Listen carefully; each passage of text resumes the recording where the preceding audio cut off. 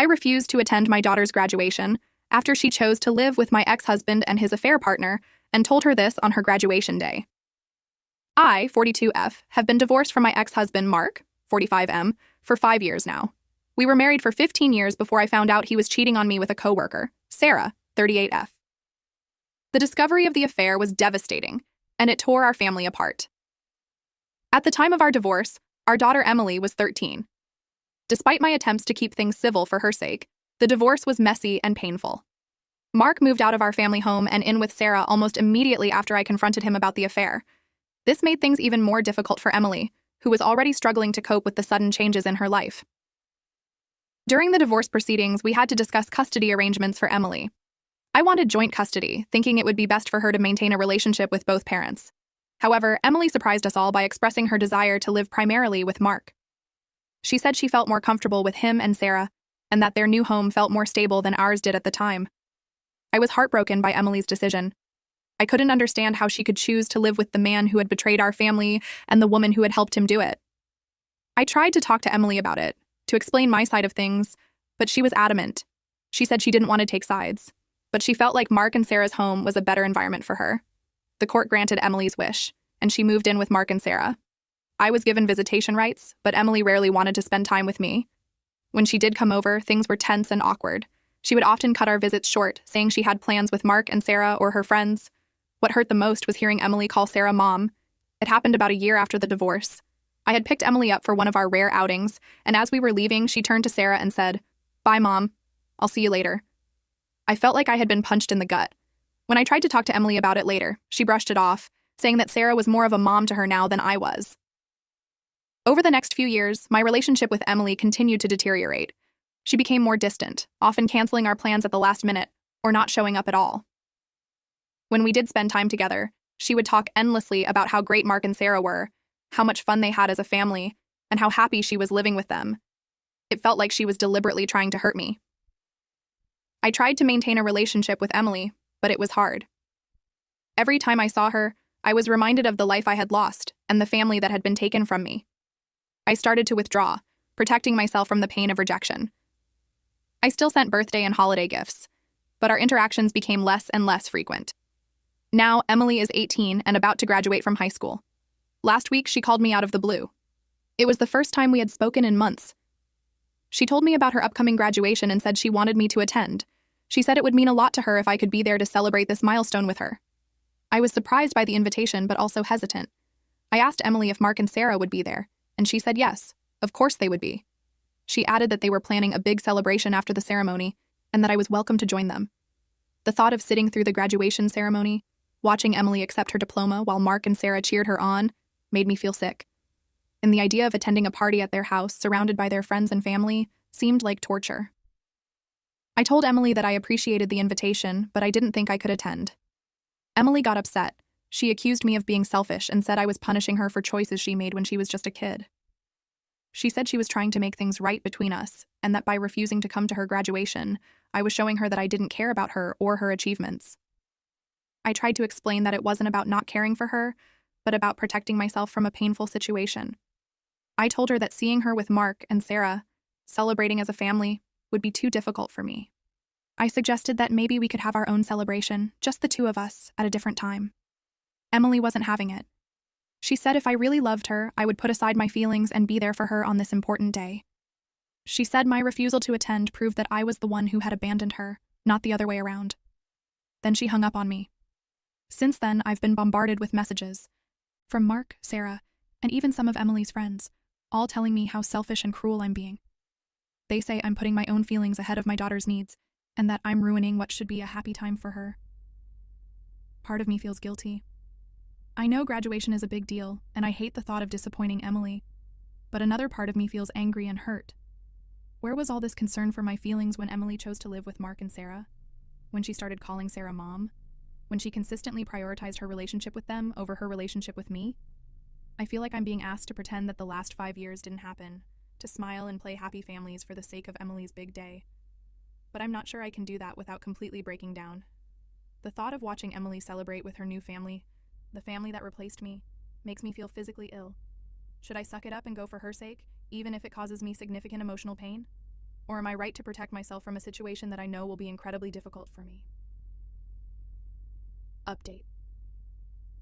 After my last post, I spent a lot of time thinking about Emily's graduation. The pressure from everyone was intense, and I felt torn between protecting myself and being there for my daughter. In the end, I decided to attend both the ceremony and the celebration at Mark and Sarah's house. I realized I had been equally bearing Emily's educational expenses all these years, despite the cold treatment I received. This fact gave me the strength to face the difficult situation. On the day of the graduation, I arrived at the school auditorium early. I chose a seat near the back, hoping to avoid any awkward interactions with Mark and Sarah. As the ceremony began, I watched Emily walk across the stage to receive her diploma. She looked beautiful and confident. For a moment, I felt a surge of pride, quickly followed by a wave of sadness for all the moments I had missed. After the ceremony, I made my way to Mark and Sarah's house for the celebration. The house was decorated with balloons and banners, and there were already many people there when I arrived.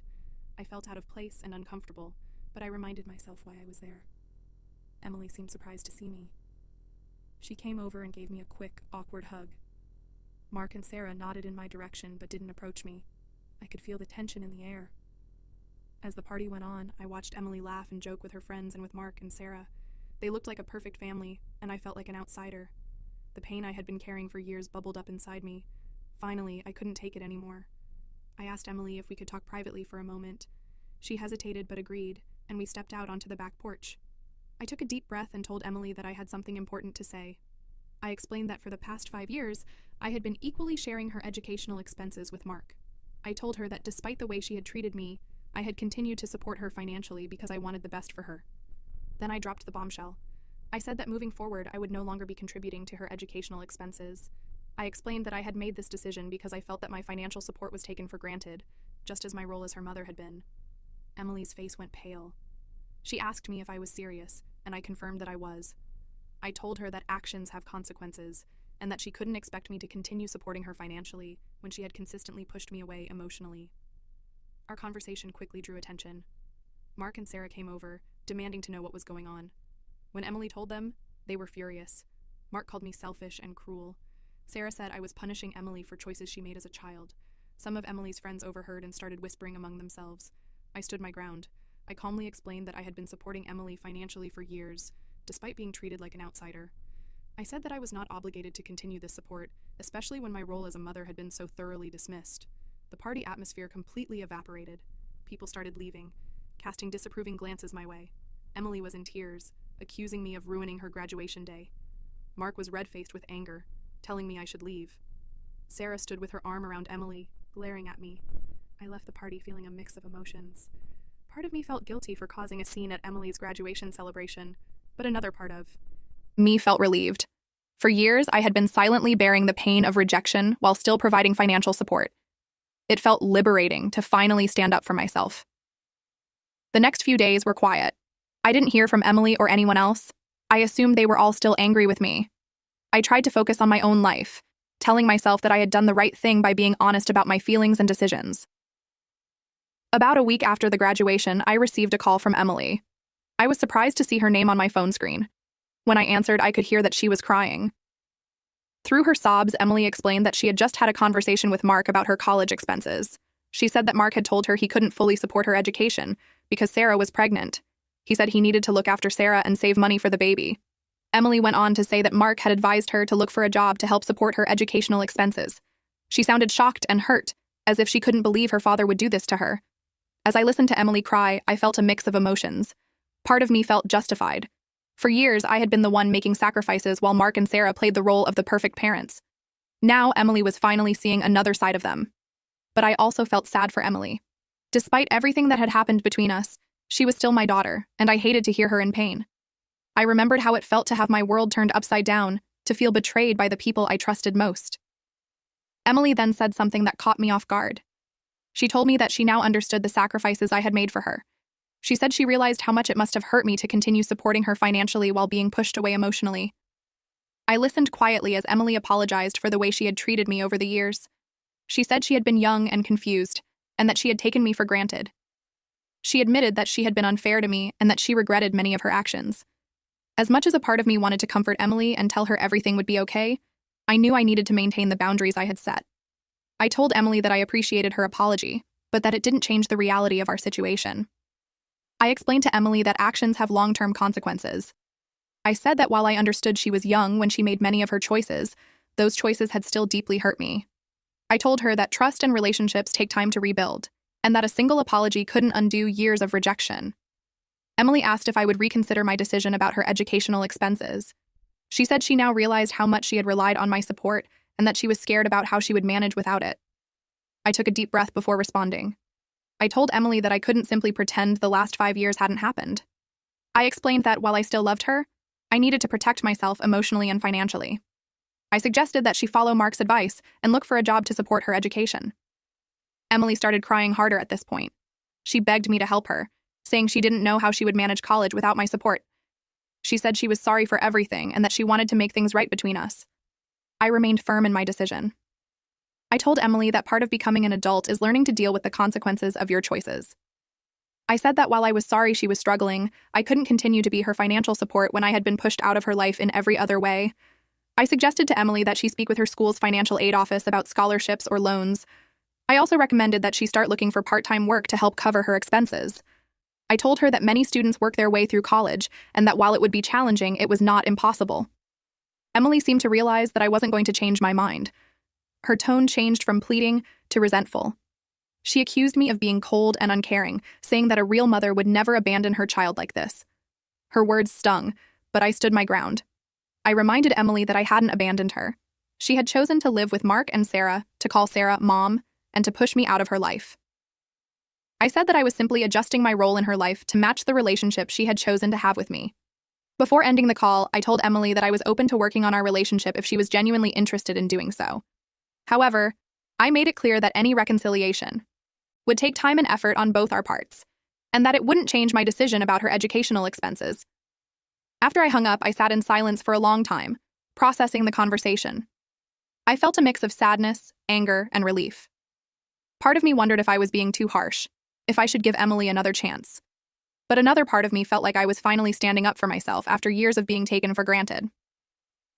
Over the next few weeks, I received several angry messages from Mark and Sarah. They accused me of being vindictive and cruel, saying I was punishing Emily for their mistakes. Some of Emily's friends also reached out, telling me I was being a terrible mother.